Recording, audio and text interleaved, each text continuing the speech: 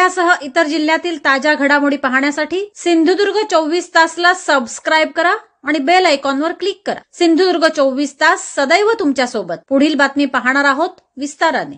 किरण सामंत हे आज सकाळपासून नॉट रिचेबल असल्याच्या बातम्या प्रसार माध्यमांवर आल्या आहेत।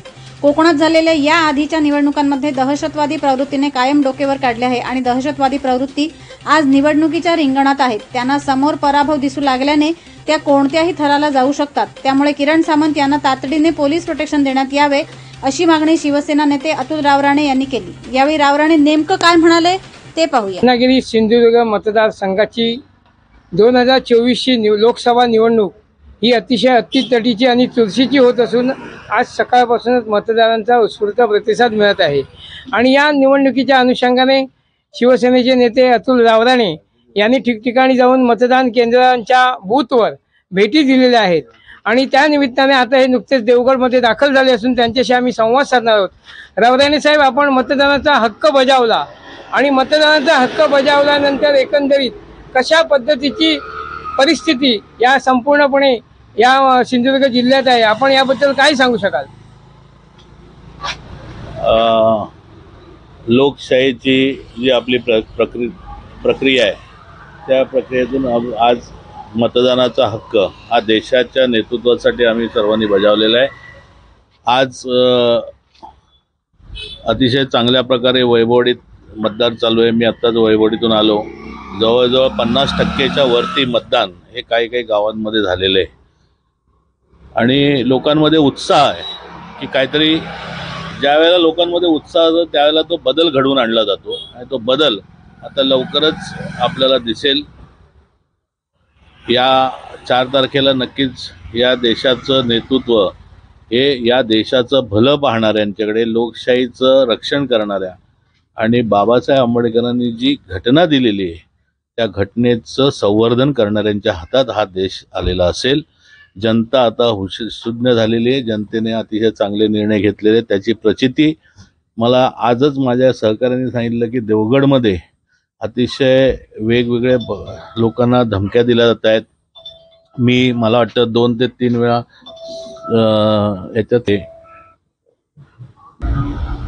किरण सामंत जे उमेदवारीसाठी इच्छुक होते, ज्यांच्यामुळे नारायण राणेंची 13व्या यादीमध्ये नाव आलं, एका तरुण तडफदार उद्योगपती असलेल्या आणि सच्च्या मनाच्या तरुणाने नारायण राणेंना उमेदवारीसाठी घाम फोडला।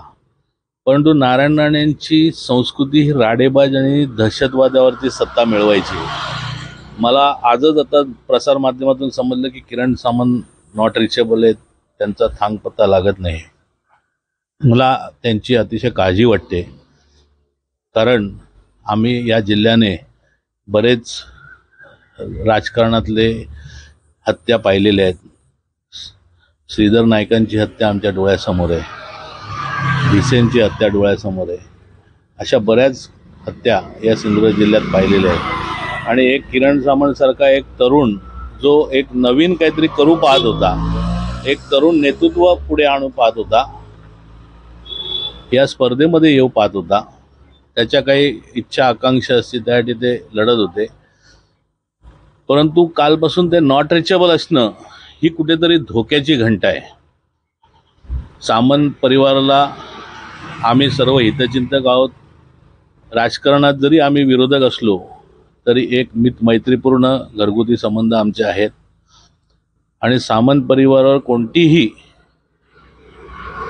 अशी वेळ येऊ नये यासाठी तिथल्या रत्नागिरी असतील, सिंधुदुर्ग असतील, तिथल्या प्रशासनाने, पोलीस संचालकांनी तिथे लवकरात लवकर त्याची दखल घेतली पाहिजे आणि किरण सामंतांचा ठाव ठिकाणा हा लगेच लागला पाहिजे।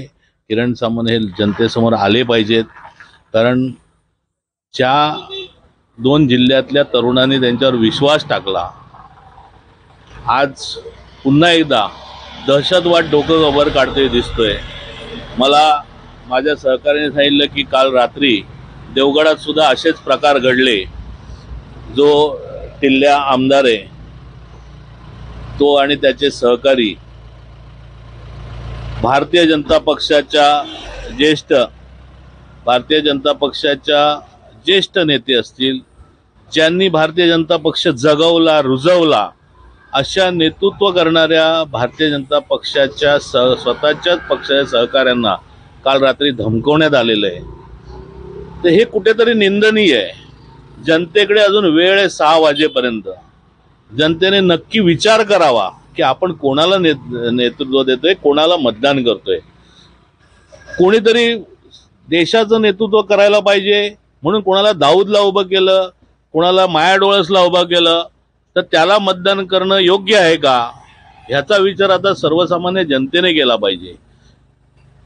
विचारधारा आणि नेतृत्व, तर त्यावेळेला प्रत्येक ठिकाणचं जे स्थानिक नेतृत्व आहे हे तेवढं सक्षम आहे का, तो त्या नेतृत्वास लायक आहे का, ह्याचा विचार केला पाहिजे. आज ज्या काही चालल्या आहेत या घटना अतिशय धक्कादायक आहेत, भीतीदायक आहेत. मी किरण सामंतांच्याबद्दल आणि त्यांच्या परिवाराबद्दल मला नक्कीच सहानुभूती आहे. आम्ही सर्वच जण चिंतित आहोत किरण सामंतांबद्दल, की त्यांनी लवकरात लवकर जनतेसमोर यावं, त्यांच्या सहकाऱ्यांना आणि सर्वांना आपण कुठे आहोत ते सांगावं, किंवा जर काही तसं नसेल तर पोलिसांनी, प्रशासनाने ती बाब त्वरित हुडकून काढावी आणि लोकांसमोर आणावी. आज जे काही देवगडमध्ये चालू आहे, देवगड हे अतिशय शांतताप्रिय आहे, पण कालपासून जे काही चाललंय, जरी आमचे विरोधक असले तरी आम्हाला त्यांच्याबद्दल काळजी आहे. ही वैचारिक लढाई आहे, दहशतवादाची लढाई नाहीये, ही विचारांची लढाई आहे आणि आम्ही विचारांच्या लढाईमध्ये लढतोय. कोणाच्या जीवावर बेतेल किंवा एखाद्याच्या जीवावरती हत्या, धमकवणे किंवा किडनॅपिंग हे प्रकार हे उत्तर प्रदेश, यूपी मध्ये, बिहारमध्ये होतात. ते आपल्या जिल्ह्यात ती संस्कृती येऊ नये याची खबरदारी प्रत्येक मतदारांनी घेतली पाहिजे. देवगडची लोक सुज्ञ आहेत. काल रात्रीपासून ज्या घटना चालत आहेत त्याचा सारासार विचार ह्या प्रत्येक मतदारांनी करावा. आपण या संपूर्णपणे सिंधुदुर्ग जिल्ह्यातील कणकवली विधानसभा मतदारसंघात फिरलात. मतदारांचा जो प्रतिसाद मिळतो, या प्रचंड उष्म्यात देखील मतदारांचा मिळणारा प्रतिसाद, याबद्दल काय सांगाल? आणि त्यातच आजची ही जी लोकसभेची निवडणूक होत आहे, या मतदानाची टक्केवारी काय असेल, असे आपली प्रतिक्रिया काय आहे? म्हणजे आज मी वैभववाडीत फिरून आलो, आता देवगडात आलोय. जवळजवळ 50 ते 60% मतदान आतापर्यंत झालेलं आहे. हे नक्कीच एक वेगळं द्योतक आहे.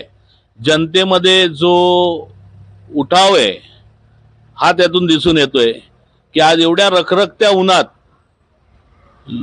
सर्वजण नागरिक बाहेर पडतायत. ग्रामीण भागातील ग्रामीणवासी, सिंधुदुर्गवासी बाहेर पडतायत, द्वेषाने मतदान करतायत. हे कशासाठी करतायत की त्यांना भारताची सार्वभौमत्व टिकवायचंय, लोकशाही टिकवायची. बाबासाहेब आंबेडकरांनी जो संविधानाने व्यक्ती स्वातंत्र्याचा आणि या मतदानाचा हक्क दिलाय, तो हक्क त्यांना अबाधित ठेवायचा आहे.